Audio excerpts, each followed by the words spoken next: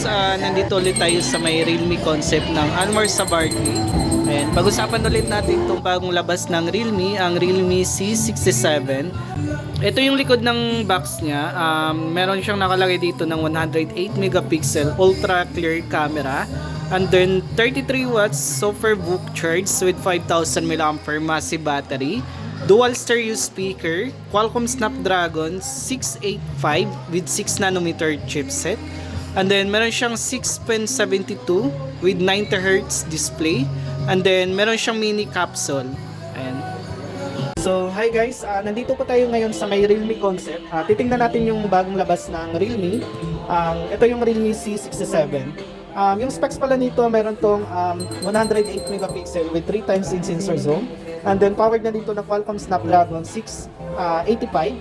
And then meron ditong 7.59mm ultra slim design. So, ito yung kulay green o tinatawag na Oasis green. And then yung kulay black naman niya, ito naman yung rock black. Ayan. So, double check natin lahat dito yung unit na meron dito. So, itong model na to is nag-focus sa pagdating sa camera. Ito yung first ever na C-series na nagkaroon ng 108 megapixel ng camera niya. Ito. So, tingnan natin yung camera niya. Tapos meron pala to guys ng 3 times in sensor zoom. Ayan. Kahit naka-zoom in siya ng 3 times, hindi siya mas clear pa rin yung image na makaka-capture natin. Ayan, try natin dito sa may QR code. Ayan. Ito yung 3 times, ito naman yung normal camera niya. So, ito yung normal camera. Ayan, 12 MP. Ito naman yung 3 times in sensor zoom niya. So, gamitin din natin yung 108 megapixel ng camera niya. Ayan. Ito yung 108. So, ayan. Clear pa rin yung image na nakaka-capture niya dito. So, kitang-kita natin yung niya. Ayan. Bukod yan sa sa camera settings niya, meron din siyang portrait. So, itong portrait na to, meron din siyang 3 times portrait mode. Ito din yung first C-series na nagkaroon ng portrait ng 3 times. Wala doon sa mga ibang unit ng Realme. Nagkaroon lang ng 3 times portrait is yung 11 Pro Plus. Ayan. Bukod niyan, stable na din yung pinaka-video niya.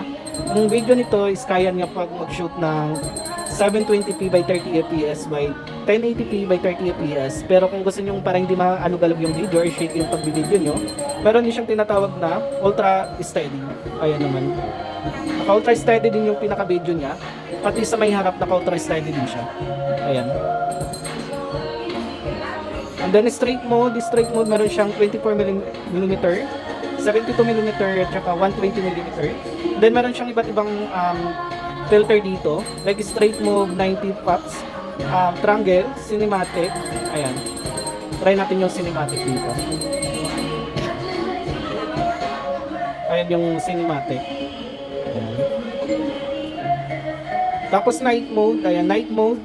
Meron din siyang iba't ibang filter dito sa night mode.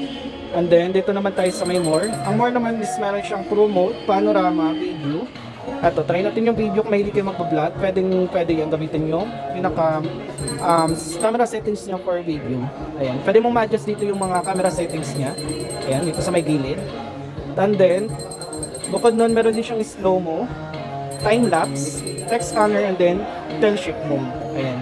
Tapos, ito yung mga sample camera na nakaka-capture natin dito.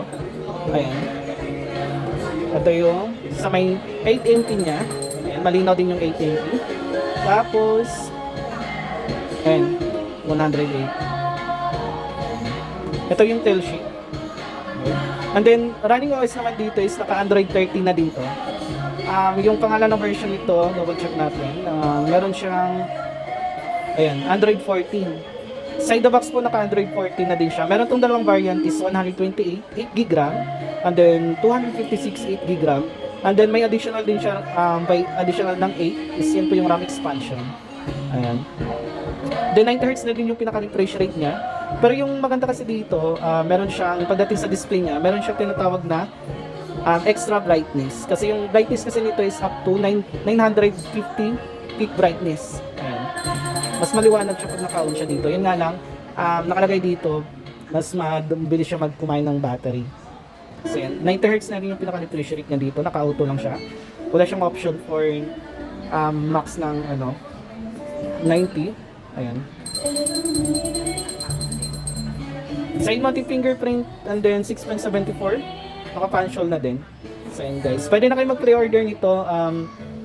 By the way, for starting February 9 to 18, makaka-receive kayo ng free Tech Life Flash worth of 699. Exclusive po siya sa all nationwide ng Realme Store. So pag pre-order na kayo hanggat maaga pa, pwede kayong pumunta dito sa may Realme Concept, Almar Sabarti Town Center, second floor, Realme Concept.